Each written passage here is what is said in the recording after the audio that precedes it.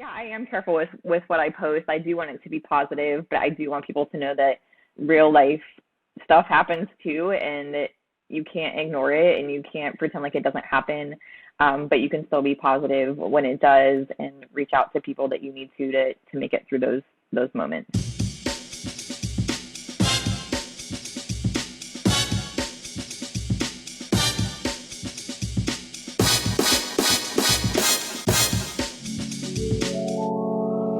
Julie Delafay, welcome to the show. Thank you for joining us. Tommy, thank you for having me. Oh, our absolute pleasure. I wonder if you could just start by telling the audience a little bit about yourself, like where you grew up and what you do. Also, yeah, I actually grew up far away from where I am now. I grew up in Ohio, up north. I lived there actually for most of my life, lived in Chicago for about 5 years, and then ended back down here in Florida. So I currently live in Orlando, Florida, with my 10-year-old son. We live close to Mickey Mouse World and love Disney. So we do a lot there, but also I left teaching about a little over a year ago and am a travel agent. So I work with a lot of different families and help them plan really fun trips. I love your page, and it strikes me because it's very positive and optimistic, and you share so much about the parks. It always puts a smile on my face. In some ways, I even feel better when I look at the page than when I'm actually at the park. I'm like, it's like so delightful. Have you been through any specific challenges or anything that brought you to such a positive place? Because it's so overwhelmingly positive that I wonder if there was anything before that maybe drove you towards that. Yeah, I think because of some things that I've experienced, I just try not to take life for granted. In a couple of different ways. One being with my son, and one probably being with my dad. Disney has been like that source of joy for us. Our faith is really important to us too. But those two things I think combined really helped us get through what I call a year, like in the faith I call it a Job year, because if you know anything about the Bible, Job went through like all these crazy things that happened in a short span of time. My son was born in 2013 in February, and in November of 2024 I was 36 weeks pregnant and lost a daughter. That was obviously really trying. I was also a high school basketball coach at that point, and I think that was the point where I dropped that because I realized how important the time with my son was going to be, because I couldn't take for granted that I had a kid already and that he was healthy and happy and wanted to spend time with me. So it changed a lot of my perspective. Obviously, like that was a lot to process through in itself. But about 6 months after that, we lost my father to prostate cancer. It had been something that came back after about 10 years. He kind of knew that he didn't have much longer either. So that was about 6 months later in May, I guess, of 2015. And then a few months later, I became a single mom. So all those three things together kind of just were a lot. Such a challenging 9 months. I'm wondering, were there any insights that you gained during that? How did you get through that? Just emotional competency wise, like what did you do during that time? Like walk us through it a little bit. How'd you make it? Well, first of all, like I think there's a lot of shame sometimes around crying, but I don't think it's bad to cry.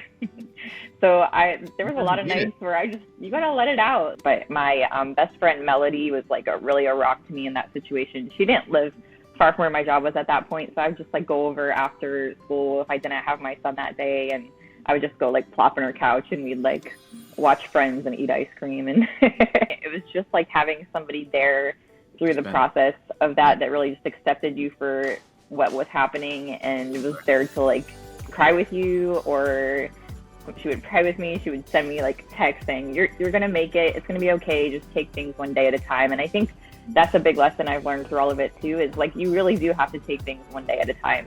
There's not a lot of those like get rich quick or get healed fast kind of situations in life. A lot of them take time to get through. So one step at a time, just trying to be positive, because there were some dark clouds, like trying to get through some of those dark clouds with her was very helpful as well. Yeah, no doubt about it. I mean, having a support system, and there is just no excuse for time in a lot of situations. It doesn't heal all things, but it helps to get through the things that you're going through, and having that person that you can lean on is also super important. Was there a moment where you felt like you turned the corner? Is it even today? Like where you feel like, okay, that feels so long ago. Like where did you like so enough time and emotional support and I guess finding your way, but is there like a moment where you're like, okay, I may not be all better, but I definitely don't feel like I did then. Yeah, I mean, it's probably been 5 years or so now. But I mean, it took years. I think that's what people don't understand. Like to get over one of those things would take a good amount of time. To get over any, like all three of them combined, takes a lot longer time. And I don't know that there was like a moment, but I used to teach at a school with middle schoolers and high schoolers, so they can read your emotions really well, or they'll bring out your emotions too. But really, like there's a couple other teachers in the school that just said, "Hey, I really see something different in you, something that was like even better than what was before all of that happened." And like that was really good to hear because it took me a long time to get to that space. And like I don't think there was like one magic thing. Again, I just think it was like one thing at a time. I went through some counseling too, obviously, like that is sometimes has like a bad cloud over it. But like if you need it, you need it. And for big or small things, like it's better that you get those emotions out and work through them than keep holding them inside. I think that's where a lot of people really struggle, is just trying to hold everything in and work on it all by themselves.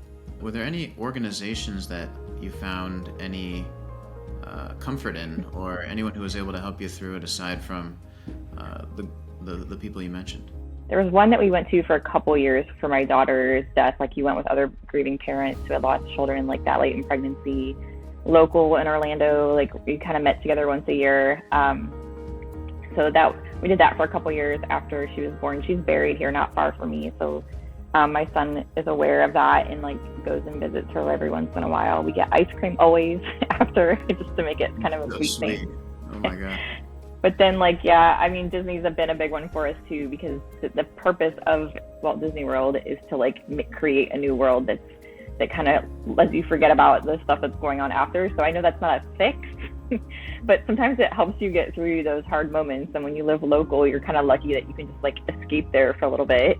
And then of course you go back and all the same issues are there, but like you got to breathe for a minute and you got to laugh and you got to hang out with your kid if you're going with your kid or your friends. I think that was a big deal for us too. Absolutely. And we, so obviously the foundation, which you collaborated with, helping us with our Wish Grant families at Disney, we send a lot of children with cancer and their families to Disney. And the week that they're there, first of all, it flies by. A week at Disney goes quick. But just in general, they're shaking up their mindset in a way that they're able to kind of get outside of the trials and tribulations that occur with a pediatric cancer diagnosis, but just getting beyond that and having A, the whole trip to look forward to, B, the experience, which goes very quick and it has a lot of adrenaline and excitement, and then the memories. I mean, it does make a big difference in the lives of people. I think it's so ingrained in the culture too. But yeah, we love Disney too. You're very lucky. You get to be there all the time. But I know it's not quite the same as someone who's going for the first time. You can never have that first time again, but it's still special. Yeah. It is. And since my son's been 2.5 is how old he was when his dad and I split, like we've almost exclusively Disney vacation. Disney Cruise Line, Disneyland. It's just been a safe place, a place where I know what to expect. And I know that the quality is always high and that we're always going to have fun, so I don't have to worry so much, even if it is a little more expensive sometimes. It's worth it to me to know that those things are going to happen on that trip. So have there been any unexpected or surprising moments in your career that helped you grow and that you're grateful for? Okay, so numbers speaking, for my Instagram account was the reopening after COVID. And that's when I started reporting for WDW Magazine, which has been really good for me. I love the staff there. They're really great. It's freelance work for me. That was really a big moment. And then I think having the support of my following just last year, like they wiped out my last year of teaching, they wiped out my whole, like my classroom needs list. Everybody just started buying things off of it. And like, I was supplied for my whole classroom for the whole year. It was really neat. But coming with Travelmation, I did have an opportunity this year to go on a hosted Disney cruise, so I could share the content with Travelmation and with my following. And that was really cool because it was a Marvel Day at Sea cruise. And if you know anything about us, we really love Marvel and that's more at 10 years old what my son really loves in the Disney franchise. I wasn't expecting that at all, and to be able to do that, and I also got to take my mom, was really neat because she obviously lives by herself down here in Orlando too, and we're her closest family. So she got to go on her first 2 Disney cruises in like 3 months of each other. Her first 2 cruises ever, actually. So that's pretty neat. How do you feel about balancing between using social media to authenticate and create a brand or a certain image for yourself? And do you think social media can make that balance difficult? And how have you juggled between those 2 goals? I try to be really authentic in my stories, and I do think it's something that people appreciate about me. If they watch my stories, they know a lot more about me and my life than if they just look at my posts and go through my feed. So I think that's the way that I really do connect with people. Like over the past year, I've had a lot less things and a lot more experiences, because to me, experience is really, like, for me, what's defined me in different moments and the best memories I have. They're not surrounded around things. They're surrounded around the experiences you have with other people. So you might have seen that. Some people have seen that shift in my feed. I don't know if everyone has recognized that, but obviously with travel, like, it's been fun because I can go to some different places. I have a more free schedule now, not teaching, that I can go when it's not super expensive to certain places I probably couldn't have before without taking off work. So that's really fun for me. But I always am cautious about what I post, because for a couple of things. There's the safety side of things. Like, I'm a single mom. I have a kid, right? Like, I want to make sure that he's also just safe where he goes and what he does. Yeah, I am careful with what I post. I do want it to be positive, but I do want people to know that real life stuff happens too, and that you can't ignore it and you can't pretend like it doesn't happen. But you can still be positive when it does, and reach out to people that you need to make it through those moments. Because even no matter what job you have, like, you're going to have highs and lows, and some, they're going to be, hopefully they're not super high, super low, like, that you're able to, like, work through people with them in the highs and lows. But you're going to have those. It's just life, like, ebbs and flows, and you have to be able to be positive in both situations. Absolutely. And I would even say one step further is that every business has highs and lows. You may as well do something that you love or you're passionate about in general, just because on the days where you have nothing else, you have that, at least, that you're enjoying it. Speaking of enjoyable projects and work, what are some past projects that you've worked on that you're passionate about or enjoyed particularly well? I loved working with you guys. I thought that was fun. It went so fast. You're right. Like, when we talk about it, I think about it and I was like blank, and I was like, it was over. But that was amazing. I still am in contact with both of those families a little bit, so that's really neat. Just following their journeys. It's very cool. Yeah. They had a great time. I mean, everybody loved it, and I would say in general, like, those are some of the experiences you hold on to. Like, for me, my memories at the parks are some of those experiences. They're my favorite. I love knowing that people came from, not expecting it at all to being there, and the bonds you form during those park experiences are special. They're very special. Yeah, another one I worked with is called Snowball Express. Gary Sinise runs it, and it's basically families that they're called Gold Star families that have lost a member of the family in military, usually one of the parents or a guardian, and that family comes to Disney World. What's really cool is it's a huge event.